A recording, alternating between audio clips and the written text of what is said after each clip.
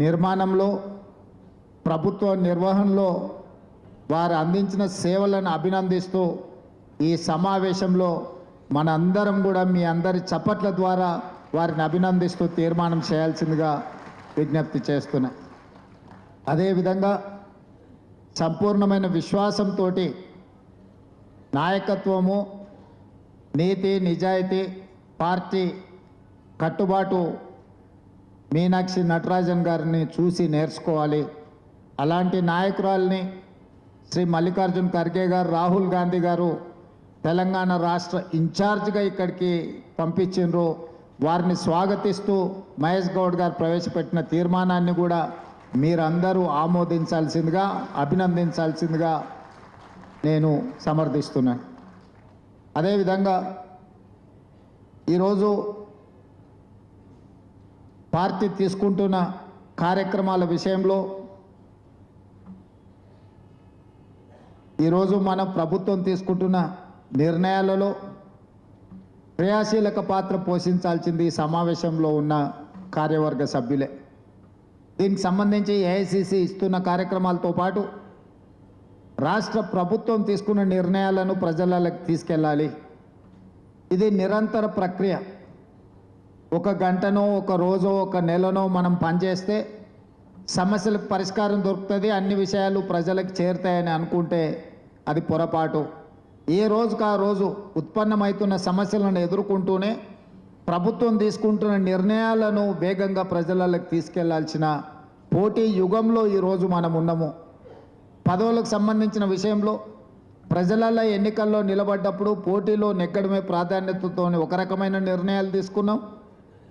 ఆ రోజు పోటీలో ఉన్న ముఖ్యమైన నాయకులు టికెట్లు ఆశించిన వాళ్లకు చాలా వరకు ఆ రోజు పార్టీ ఇచ్చిన వారికి ఏదైతే మాట ఇచ్చిండ్రో చాలా వరకు వాళ్ళందరినీ కూడా ప్రభుత్వం వచ్చిన తర్వాత ప్రభుత్వం యొక్క నియామకాలలో వారిని ముందు వరుసలో వారికి అవకాశాలు ఇచ్చినాం. అదేవిధంగా జిల్లా పార్టీ అధ్యక్షులుగా 4-5 సంవత్సరాలు, 5-6 సంవత్సరాలు కూడా జిల్లా పార్టీ అధ్యక్షులుగా ప్రతిపక్షంలో ఉండి కేసులు ఎదుర్కొని ఇబ్బంది పడ్డ వాళ్ళందరినీ కూడా చాలా వరకు 70-80% జిల్లా పార్టీ అధ్యక్షులకు కూడా మనం నామినేటెడ్ పదవులు ఇవ్వడం జరిగింది. ఇదే కాదు, నేను పిసిసి అధ్యక్షుడిగా ఉన్నప్పుడు డిపార్ట్మెంట్స్ కానీ ఫ్రంటల్ ఆర్గనైజేషన్స్కు బాధ్యతలు తీసుకోమంటే చాలామంది నిరాకరించారు. ఈ చిన్న పదవి మాకెందుకు, ఈ పదవులు మేము తీసుకుంటామో, మా స్థాయి పెద్దది అని. కానీ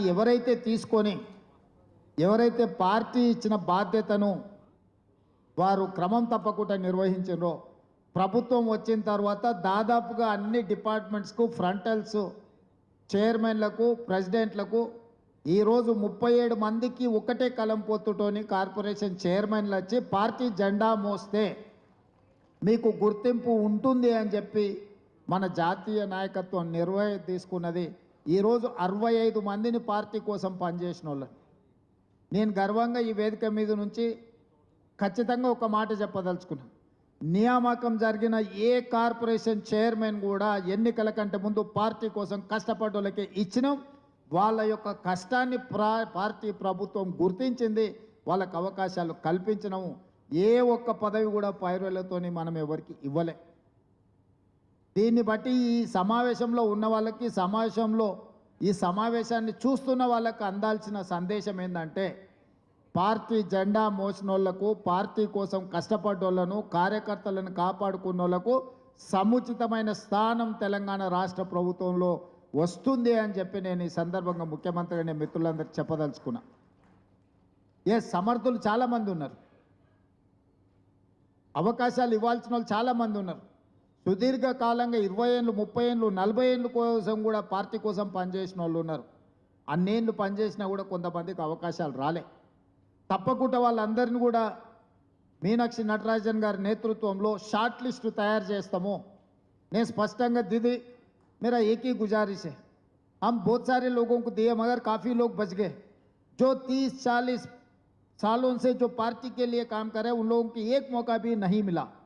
मैं एक ही मैं आपसे गुजारिश करता हूं और मेरा दोस्त महेश गौड जी को मैं रिक्वेस्ट करता हूं कि वो लिस्ट बनाओ, जिनको जिनको मौका नहीं मिले, सालों से जो पार्टी के जिम्मेदारी उठाए, जो पार्टी के लिए काम कर रहा है, उन लोगों को आने वाले दिनों में हम पहला प्रायोरिटी दे देंगे, क्योंकि वो काम किए तो ये भरोसा आएंगे आगे अपने कार्यकर्ता भी पार्टी झंडा उठाने के लिए, पार्टी के साथ काम करने के लिए उन लोगों को एक भरोसा मिलने वाला है। तो ऐसे ही जब हम ऑफिशियल पोस्ट डालने के लिए 2 दिन में 4 दिन में हम लिस्ट बनाए तो जल्दी जल्दी में कुछ गलत भी हो सकता है। इसीलिए मेरा एक ही गुजारिश है, आप एक सिस्टम बनाओ।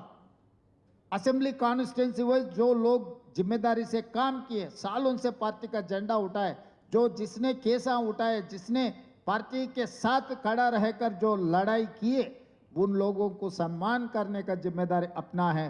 तो असेंबली वाइज, मंडल वाइज आप लिस्ट बना दो, अब फीडबैक ले लो।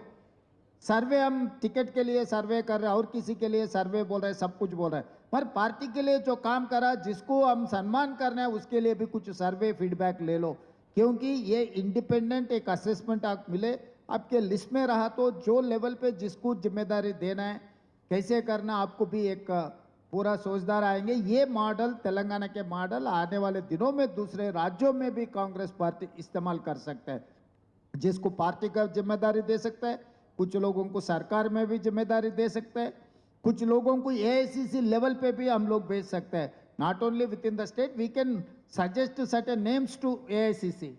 Why? Because AICC is going to appoint AICC secretaries or other posts, AICC general secretary and other departments